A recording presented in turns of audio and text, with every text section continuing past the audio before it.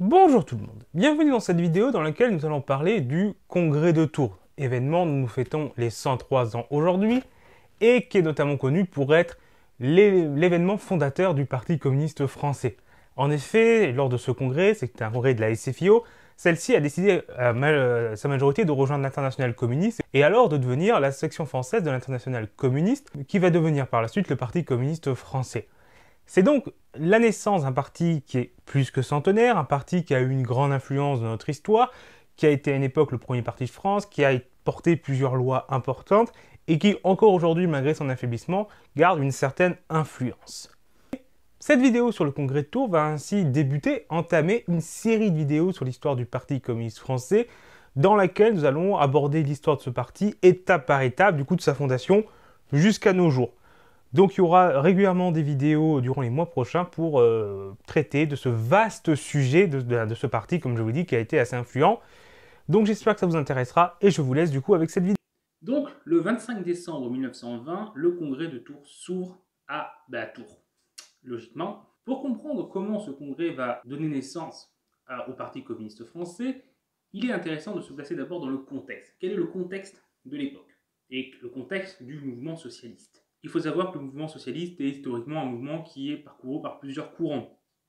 Et l'unification de ces courants est quelque chose d'assez récent, puisque la SFIO n'a été fondée qu'en 1905, et que donc ça fait 15 ans qu'elle existe, et qu'avant il y avait plusieurs autres partis socialistes qui existaient de manière plus ou moins formelle. Donc c'est une idée encore quelque chose de récent, et de quelque chose qui n'est pas encore bien acquis. Mais en plus de ces courants historiques, il y a dans cette période deux éléments importants qui viennent à amplifier la division du mouvement socialiste. Premièrement, c'est la Première Guerre mondiale. Puisque par rapport à la Première Guerre mondiale, la SFIO officiellement soutient la participation de la France à cette guerre, soutient l'effort de guerre, participe au gouvernement, vote les crédits de guerre, et puis globalement appelle le mouvement ouvrier à soutenir l'effort de guerre. Mais c'est une position qui n'est pas du tout la position historique de la SFIO. La SFIO est historiquement un mouvement anti-guerre, un mouvement pacifique, un mouvement de Jaurès qui s'est battu jusqu'à la mort contre la guerre. La SFIO appelait jusqu'en 1914 à s'opposer à la guerre, à distribuer des tracts contre le conflit, même quelques jours avant que la SFIO décide de se rallier à ce conflit, des tracts distribués par la SFIO appelaient à refuser la guerre. De son côté, la CGT, aussi un mouvement important dans le mouvement ouvrier, appelait à préparer à faire une grève générale si la guerre se déclarait. Il y avait des congrès internationaux des socialistes pour s'opposer à la guerre au niveau international. Là aussi, on appelait à faire la grève générale contre la guerre. Pour le mouvement socialiste, l'internationale ouvrière et la SFIO, c'était une guerre de la bourgeoisie internationale, enfin surtout une guerre des différentes bourgeoisies nationales qui allaient s'affronter pour leur profit et envoyer des travailleurs mourir pour leur cause. Les travailleurs n'avaient rien à gagner à cette guerre. Et il fallait donc les dissuader, les empêcher d'aller au conflit, en tout cas s'opposer du mieux possible à ce conflit. Mais au lieu de ça, la SFIO, comme je l'ai dit, va voter les crédits de guerre, participer au gouvernement et appeler, oui, la classe ouvrière à participer au conflit. Certes, un mouvement de grève générale contre la guerre aurait eu peu de chances de fonctionner à ce moment-là. L'opinion publique, dans sa majorité, était plutôt favorable à ce conflit, que tout le monde pensait qu'il allait être court. Depuis 1871, la France nourrissait l'esprit de revanche par l'éducation, par surtout les cours d'histoire, et il fallait reprendre l'Alsace-Moselle. Donc, les mentalités étaient prêtes à cette guerre, et de plus, la puissance du mouvement socialiste n'était pas encore à l'époque aussi massive, en tout cas en France, par exemple, que l'était en Allemagne, et aurait probablement du coup échoué à empêcher la guerre. Mais entre reconnaître son incapacité à ne pas empêcher la guerre et s'y rallier totalement comme l'a fait la SFIO, il y avait un gouffre.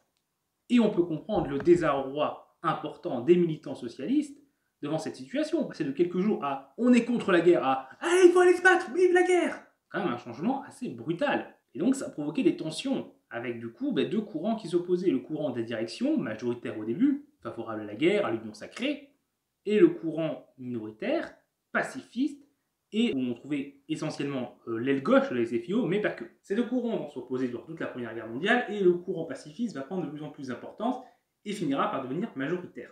Même si au début, la base de la SFIO va suivre, parce que une majorité finalement se rallie à la guerre comme l'opinion publique, et qu'il y a dans ces partis-là une discipline de parti assez bien ancrée, qui fait qu'on suit la décision prise par le parti, même quand on est contre. Donc il a fallu attendre quand même quelques années, 1918, pour que le courant d'opposition à la guerre l'emporte. s'appuyant sur le fait que la guerre s'éternise, là où tout le monde pensait qu'elle serait courte, que son absurdité se révèle, que son côté sanglant, les milliers, les centaines de milliers de morts pour des batailles où on n'avance pas, les chars inutiles sur les tranchées, tout ça fait reculer la popularité de la guerre dans l'opinion publique, et notamment dans le courant socialiste. Ce qui va amener finalement en 1918 le courant anti-guerre mené par Jean Languet, qui est également le petit-fils de Karl Marx, qui en fait comme une figure symbolique importante pour le mouvement socialiste, et donc ce courant va l'emporter. Il est composé souvent de deux autres courants, un courant de l'aile gauche, plus révolutionnaire, qui va soutenir la révolution russe qui est en train de se dérouler, et un courant plus modéré autour duquel on trouve Jean Languet, par exemple, qui n'est pas pro-bolchevique, mais qui est quand même fortement attaché aux idéaux de paix et à l'internationalisme du socialisme. Et cela se voit aussi du coup de leur rapport à l'international, puisque du coup les pro-guerre sont favorables à rester dans la Seconde Internationale, comme elle est. Les pro-URSS sont favorables à quitter la Seconde Internationale pour rejoindre l'internationale communiste qui est en train d'émerger. Et ceux autour de Jean Languet qui sont contre la guerre mais pas pour l'URSS sont favorables à la Seconde Internationale, mais ils veulent la refonder sur de nouvelles bases, des bases plus saines, et rompre du coup avec ce qui s'est fait avant, mais sans rallier l'internationale communiste. Cette rupture du socialisme avec l'Union sacrée se voit également par le fait qu'il y a des conférences internationales qui réunissent des socialistes, des syndicalistes, des anarchistes, et qui appellent à mettre fin à la guerre.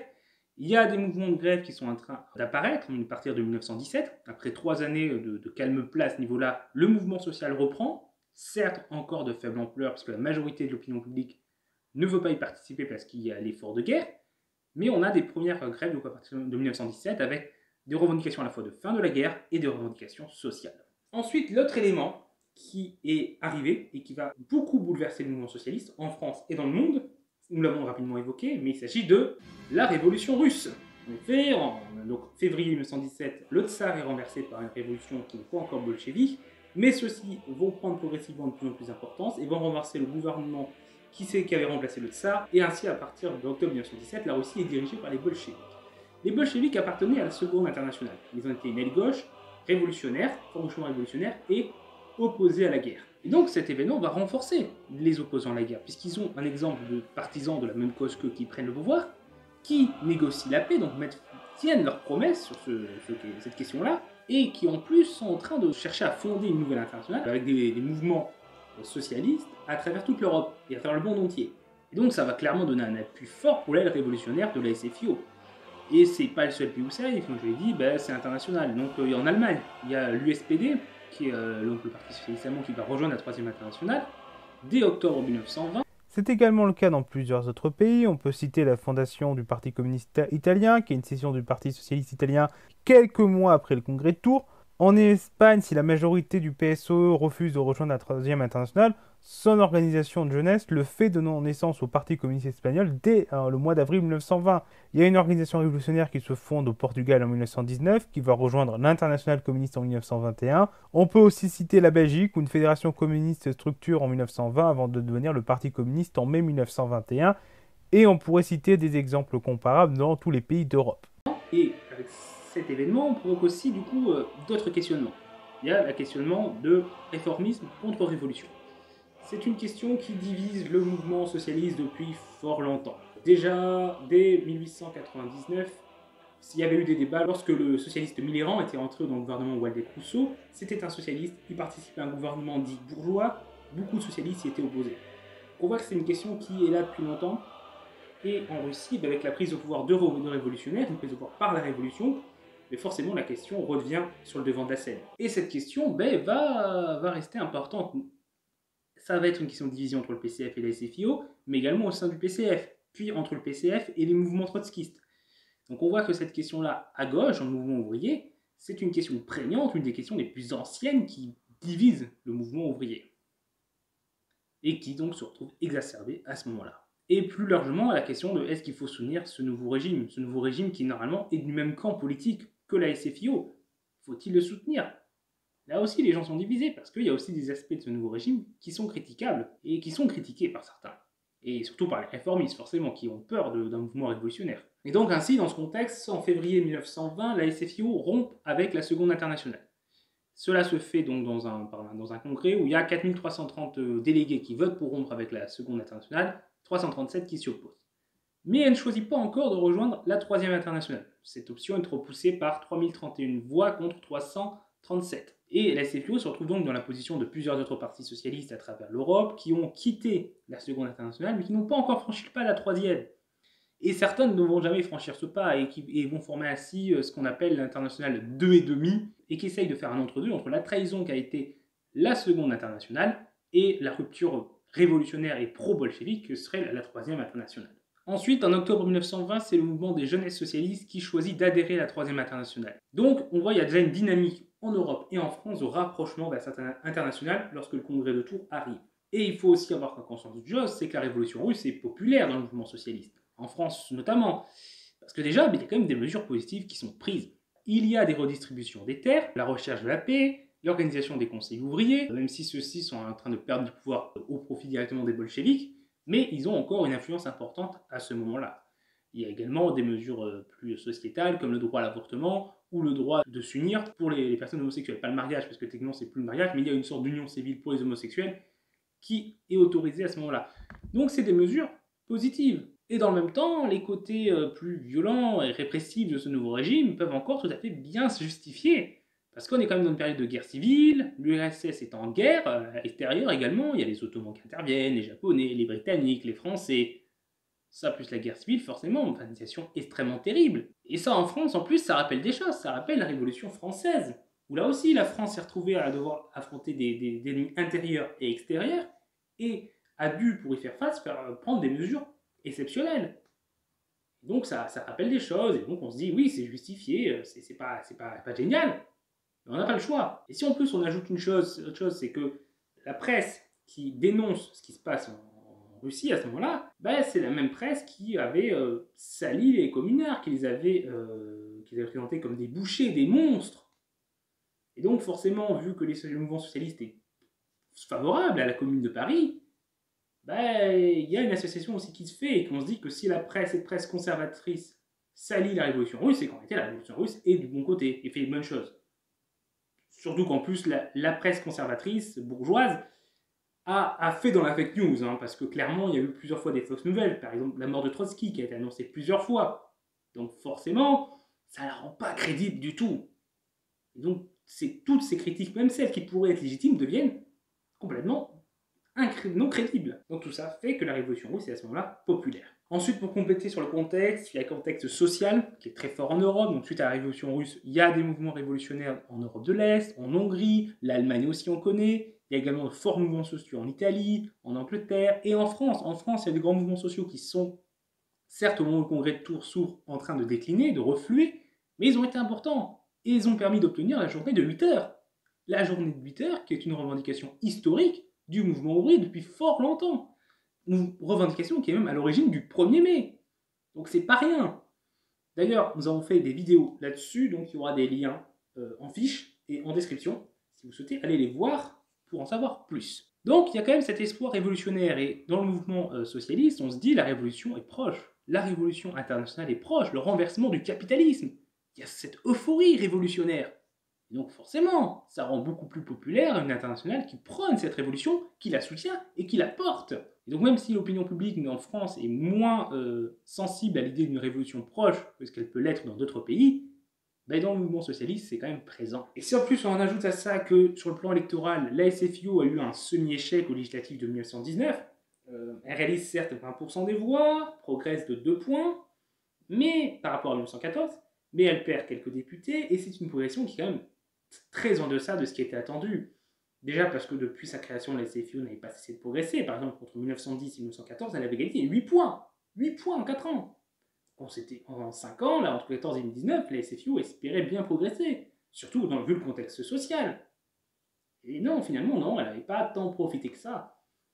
Donc, c'était pas glorieux comme résultat. Et donc, les directions sortantes étaient critiquées pour cela. Et donc, c'est dans ce contexte que va s'ouvrir le congrès de Tours, le 25 décembre 1920. Ce congrès est alors le 18e congrès de la SFIO. C'est un congrès parmi d'autres en tant que tel. C'est normal que tous les partis politiques ont régulièrement des congrès pour discuter de l'orientation politique. Donc en soi, c'est un congrès comme un autre. Mais vu le contexte, forcément, il y a une question qui monopolise toute l'attention, c'est est-ce qu'on va rejoindre la troisième internationale. Cette question va être débattue vivement pendant les 6 jours du congrès et était déjà débattue depuis plusieurs mois dans la fédération, lors des discussions pour préparer le congrès et lors du choix des délégués.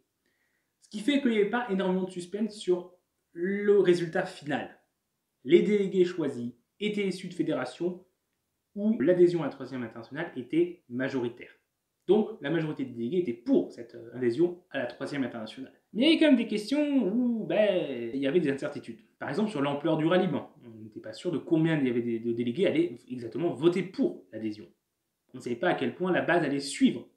On ne savait pas ce qu'allait faire l'aile droite de la SFIO aussi. Est-ce qu'elle allait refuser l'adhésion, faire scission? Et là-dessus, certains souhaitaient qu'elle parte, parce que c'était des traîtres, on n'en voulait plus. Mais de l'autre côté, il y avait quand même un certain attachement à l'unité du mouvement socialiste.